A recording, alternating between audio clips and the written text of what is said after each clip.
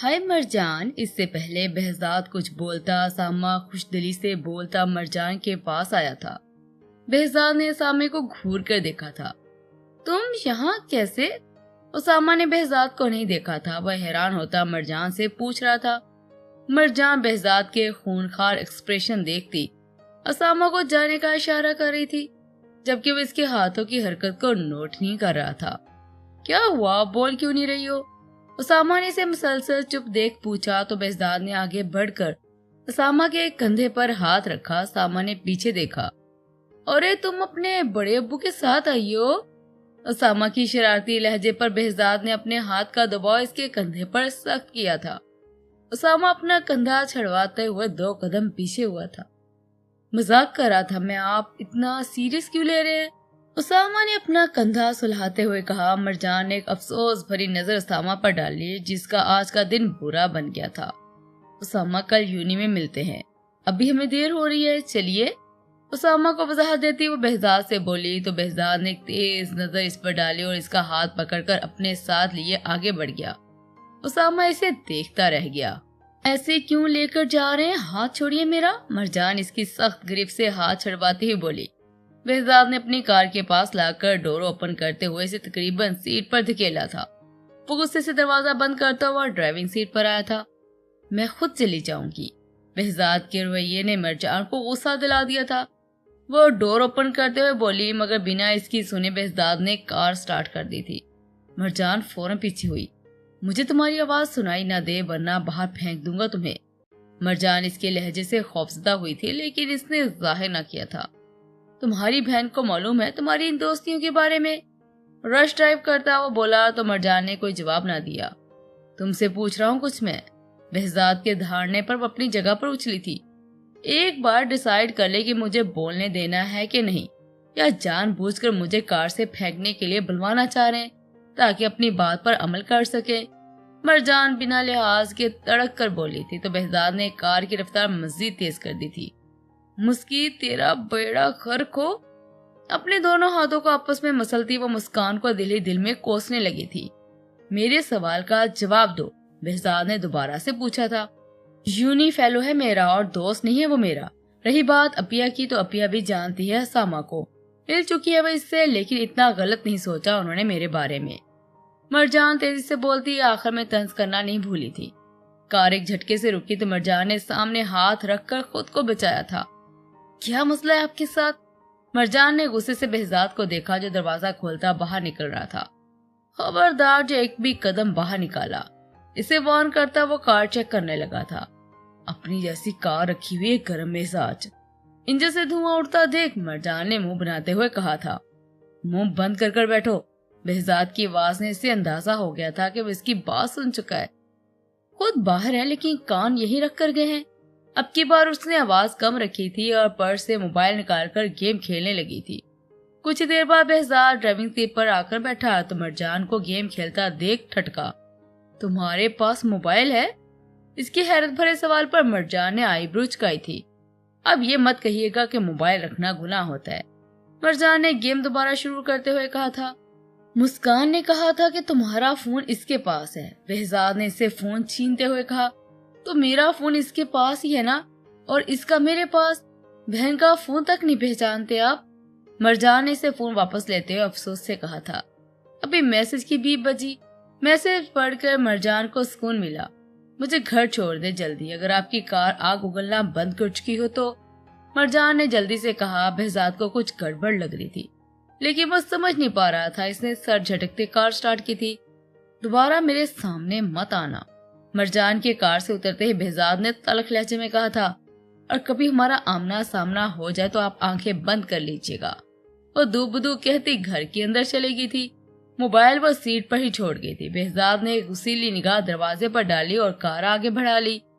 बेटा, कब तक यूं दूसरों के नीचे काम करोगे? अपना ऑफिस संभालो आकर, सफीर साहब ने अरगमान को समझाते हुए कहा था। डैड, कुछ वक्त और प्लीज, इसके बाद हम सब साथ होंगे, और अन्नो भी। अरगमान ने मुस्कुराते हुए इन्हें तसल्ली दी थी।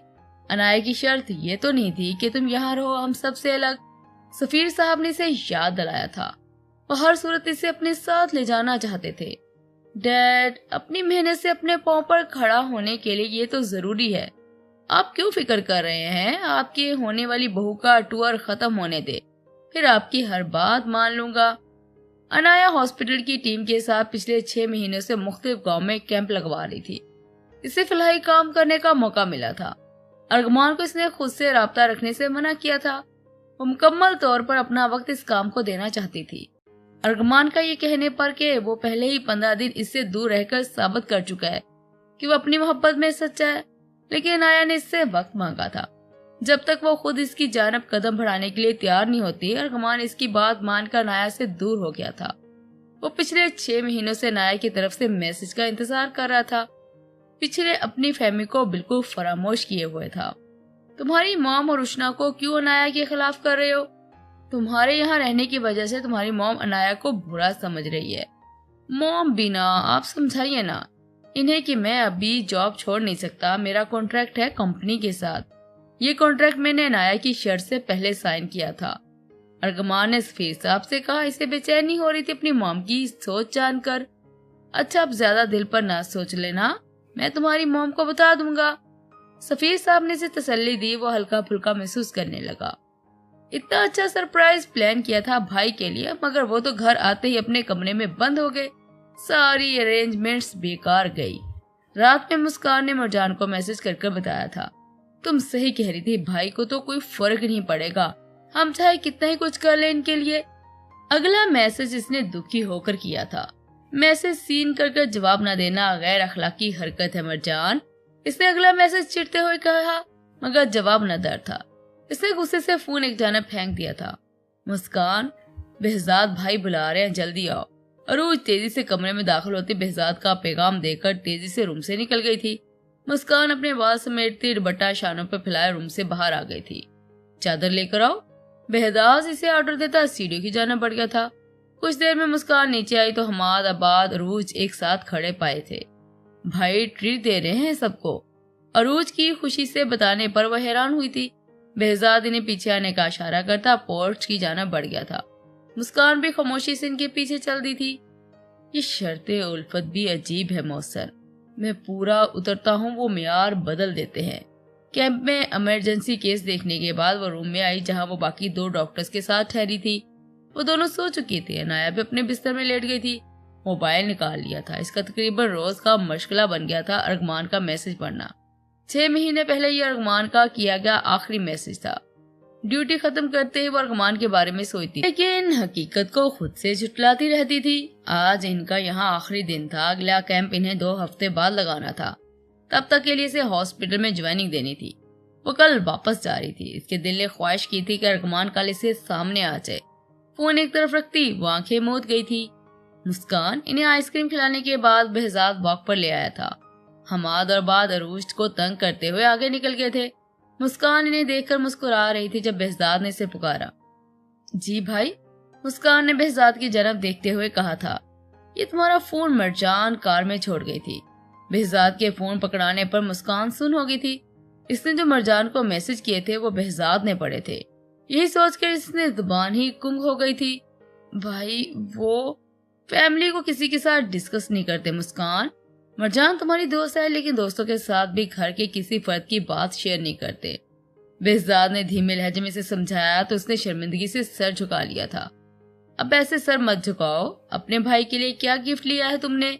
बेहजाद ने इसके सर पर हाथ रखकर हल्के से मुस्कुराते हुए पूछा था। मुस्कान ने सर उठाकर इसे देखा था।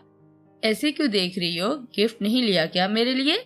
बेहजाद ने हैरान होते पूछा था तो मुस्कान ने नफी में सर हिलाया। मतलब गिफ्ट नहीं लिया? बेहजाद ने इसके नाम में सर हिलाने पर पूछा तो इसने हाँ में सर हिलाया, फिर जल्दी से नफी में सर हिलाया। बेहजाद ने इसकी हालत पर कहका लगाया था। काम डाउन मुस्कान, घर चलते हैं। इसके कंधे के गिर्द बाजू फैलाकर वो इसे लिए अपनी कार की जाना बढ़ गया था। दूसरे हाथ से वह हमादो को वापस आने का मैसेज कर रहा था। मुस्कान अपनी हरकत पर खुद ही मुस्कुराई थी। तुम ठीक हो? सीट की पूछ से टेक लगाए वो आंखें मूंदे बैठी थी। अरीब ने ड्राइव करते हुए एक नजर इसकी तरफ देखते हुए पूछा था। मैं ठीक हूँ, बस थोड़ा थक गई हूँ। अरीब इसके लहजे में भी थकन नोट कर चुका था। थक गई हो तो कोई फैसला ले लो। अरीब ने आम से लहजे में कहा। अनाया इसकी बात का मतलब समझ गई थी लेकिन खामोश रही। अरीब ने पहलू बदला। तुम इतनी जिद्दी क्यों हो अनाया? अरीब ने जिद होते पूछा। इस वक्त मेरा मूड नहीं है कोई भी बात करने का, तो मुंह बंद करो और जल्दी गाड़ी चलाओ, जल्दी चलाओ। अरीब ने मुंह बिगाड़ते इसकी नकल तारी थी। ये मत समझना कि जो तुम पिछले 2 हफ्ते से गायब थे मुझे खबर नहीं कि कहाँ थे। अनाया ने बंद आंखें किए अरीब को धचका दिया था। वो गड़बड़ा गया था। क्या मतलब? मैं तो डैड की जगह मीटिंग अटेंड करने गया था। वो बुखलाते हुए वजाहत देने लगा था। मीटिंग 2 घंटे की और जनाब होटल से 10-10 घंटे बाहर होते थे। क्या घर के बाहर से बर्फ साफ करने का ठेका ले लिया है? अनाया ने तंजिया पूछा तो अरीब मजीद गड़बड़ा गया। तुमने मेरे पीछे जासूस छोड़े हुए हैं? अरीब से पूछा तो अनाया मुस्कुराई। इसकी मुस्कुराहट अरीब को इस वक्त सहल लगी थी। अनाया ने अपना मोबाइल निकालकर क्लिक करना शुरू किया। अरीब ड्राइव करता बार बार इसकी तरफ देख रहा था। लो घर आ गया तुम्हारा। कार इसके घर के आगे रोककर अरीब ने बिगड़े मुंह के साथ कहा था। अनाया अपना पर्स उठाकर कार से निकली थी। अरीब ने बाहर निकलकर इसका बैग डिग्गी से निकाला था। अंदर नहीं आओगे? अनाया ने इसे वापस कार की जानब देखते पूछा था। इसे नफी में सर हिलाया था। ठीक है जाओ फिर, अनाया कंधे उचकाकर कहती अंदर की जानब बढ़ गई थी। बेमुरब्बत लोग, अरीब सर झटकर कहता ड्राइविंग सीट संभाल गया था। तुमने जाना है तो बताओ, मेरा कोई मूड नहीं जाने का। मरजान फोन कान से लगाए उल्टी लेटी मुसलसल पांव हिलाती मुस्कान से बातें कर रही थी। बिना किसी वजह की छुट्टी कर लोगी? मुस्कान ने फोन दूसरे कान पर मुंतकिल करते हुए पूछा। तुम स्कूल में पढ़ती हो, जो वजह चाहिए छुट्टी की। मरजान ने इसकी बात पर पांव हिलाना बंद किया और तंजिया कहा।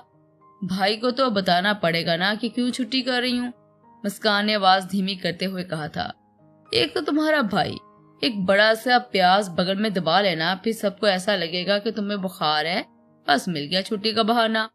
मरजान ने जिद होते हुए कहा तो मुस्कान ने कान से फोन हटाकर इसे देखा। इंडियन ड्रामे कम देखा करो मरजान। मुस्कान ने इस पर तंज किया था। जैसा तुम्हारा भाई है ना, वैसे भी ड्रामों में ही होते हैं जिसके सामने ड्रामे ही करने पड़ते हैं। मरजान ने दुबदू कहा तो मुस्कान हंसी थी। अब दांत निकालना बंद करो और फोन भी, मरजान ने इसके हंसने पर कहा था। अच्छा ये तो बता दो सामा क्या कह रहा था आज? मुस्कान ने शरारत भरे लहजे में पूछा था। पूछ रहा था तुम्हारे बड़े अब्बू इतने गुस्सीले क्यों हैं? मरजान ने कहकर फोन बंद कर दिया था। मुस्कान हंसने लगी थी। यूनी में सामा मरजान को एक जानब ले जाकर बात कर रहा था जो वो सुन नहीं पाई थी, लेकिन मरजान ने जैसे इसे घूरा था वो समझ गई थी। बात मरजान को पसंद आने वाली तो बिल्कुल भी नहीं है। हद होती है, एक तो वो हिटलर का उस्ताद, दूसरी जानब ये एक्सप्रेशन की दुकान। दोनों ही को इतराज है कि लड़कों से दोस्ती पर भला कौन सा लड़का मेरा दोस्त है। मरजान उसामा की बात करते हुए गुस्से से बड़बड़ाई थी। बैठकर तकिया गोद में रख लिया था। भूख लग गई है मुझे, मरजान बेड से उतरते हुए बोली। दरवाजा खोलकर जैसे बाहर निकली से नाया की रूम की लाइट ऑन दिखाई दी। अपिया आ गई क्या? मरजान पुरजोश सी सीढ़ियां चढ़ती नाया की रूम की जानब चली आई थी।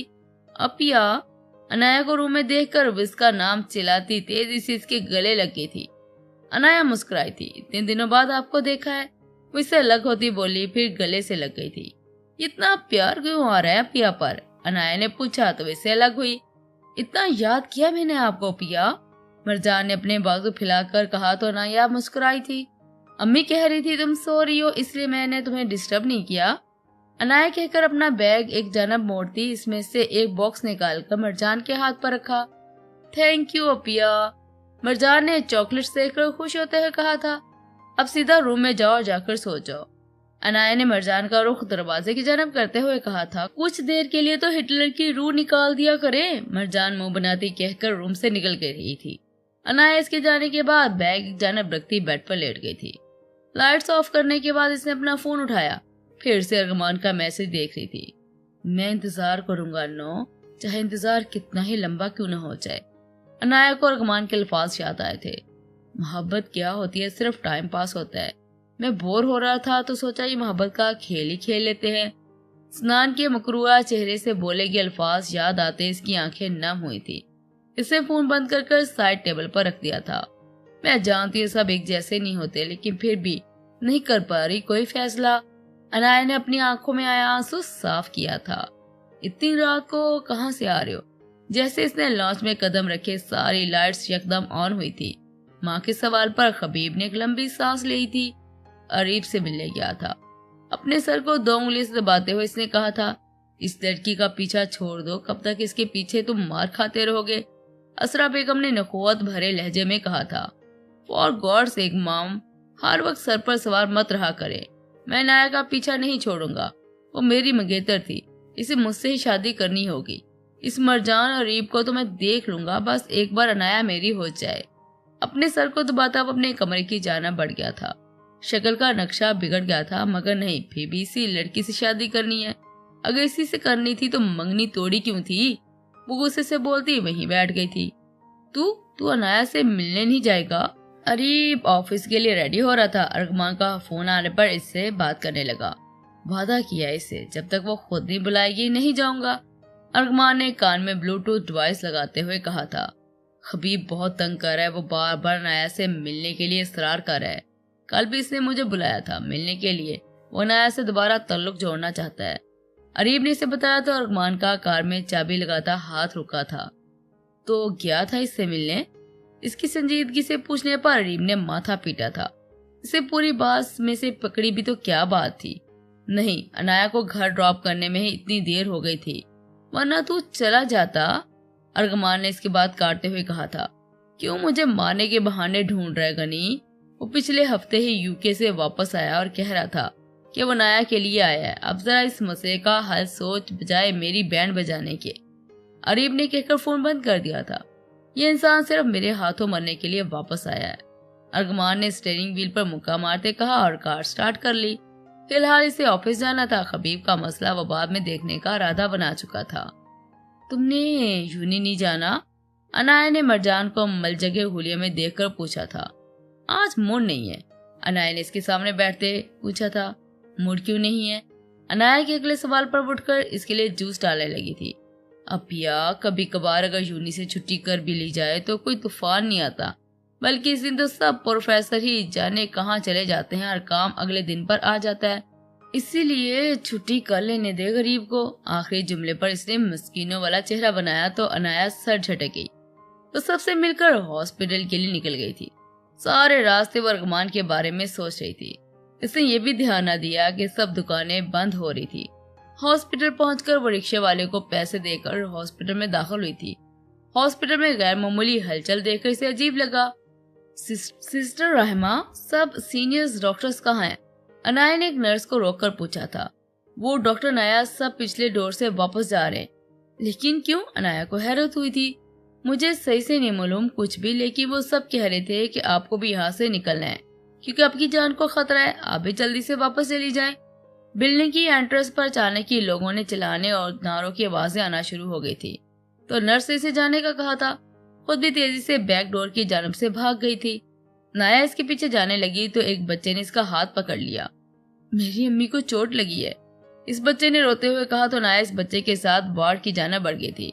इसका फर्ज इसके लिए सबसे पहले था।